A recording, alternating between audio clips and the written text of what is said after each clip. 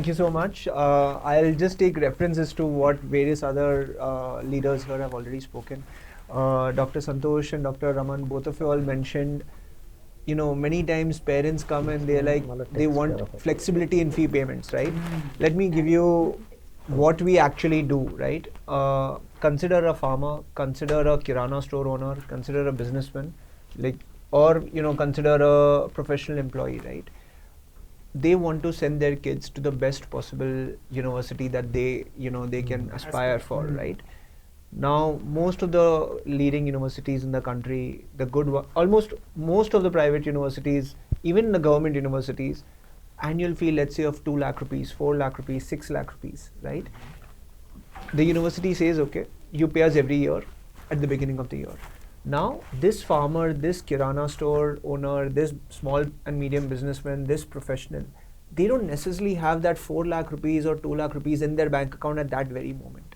It's not that they cannot afford it. They can pay for it, but they cannot pay for it in one go, right? And that is what, and they are not even looking for a 15-year loan where the repayment begins after 5 years. They're like, listen, I want to pay for my kids' education, right? I'm not looking for a 15-year loan where repayment begins after my retirement, right? From 55 to age 60. That is the problem that we identified and we are solving for. And we started with a few institutions. Podar, in the school version of Podar, was our first client in 2018, Mr. Pavan Podar. And today we are working with almost 8,000 institutions across the country, including Pimpri Chinchwad, including Universal AI in this forum as well. What do we do? The parent, when they have to pay, let's say, the annual fee or semester fee of 3 lakh, 4 lakh rupees, they just see another option. If you want to pay in monthly installments, please click here. We enable them to register on our platform for within a 5 to 10 minute completely digital process. And we pay the university on their behalf. So the university's fee collection is done, their chapter, they are comfortable, they can focus on academics. And the parent has options. They want to pay us in 3 months, they can do that. 6 months, they can do that. 9 months, 12 months, they want extended tenures, they even want a 15-year loan, we can enable that. So based on every parent, they choose. We don't tell them, right? They choose what's most convenient for them. And you mentioned a line, right, in your email today morning, that why does this decision sit with finance instead of student success? Let me give you an example, real life study, or real life example. We partnered with BITS Pilani in 2023. And again, we went to the traditional, we went to the Mumbai headquarters of the Birla Group. Then they referred us to Pilani, the CFO. We met the CFO, we explained the concept, etc. We implemented it through because it was a financial decision. It went through that. 2 months after we implemented, we just went for another visit to Pilani. They have something called a student welfare department, SWT that they call it. And that leader was the one that was the most happiest. They were not even part of the onboarding process. Neither did we meet them, neither did they evaluate us.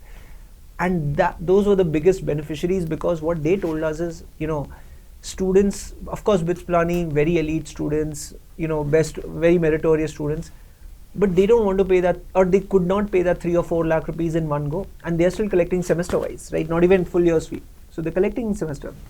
So students would go to SWD team, which is the student welfare team, and say, listen, you know what, I can't pay 3 lakh rupees in one go. Can I pay 40,000 now, 60,000 later, another 50,000 later?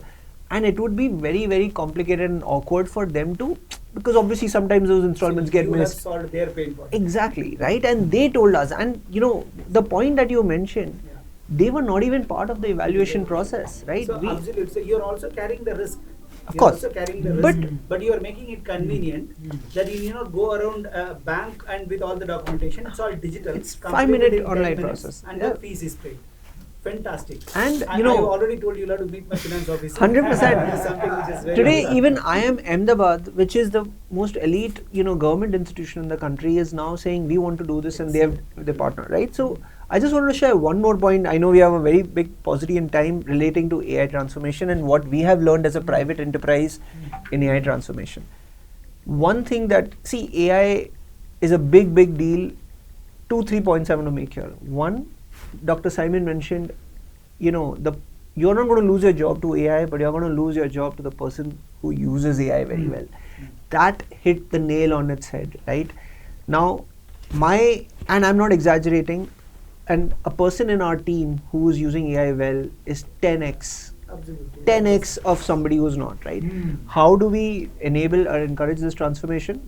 Yeah, I think maybe my last. I think maybe yeah. So is already taking from there. So my last point, which I want to encourage you all is AI. Do something called hackathons in tech companies where everybody comes one day, they present how they're using AI and keep rewarding it. AI usage has to be encouraged at an individual level, and that is what's going to eventually make the biggest Great, contribution. thank you.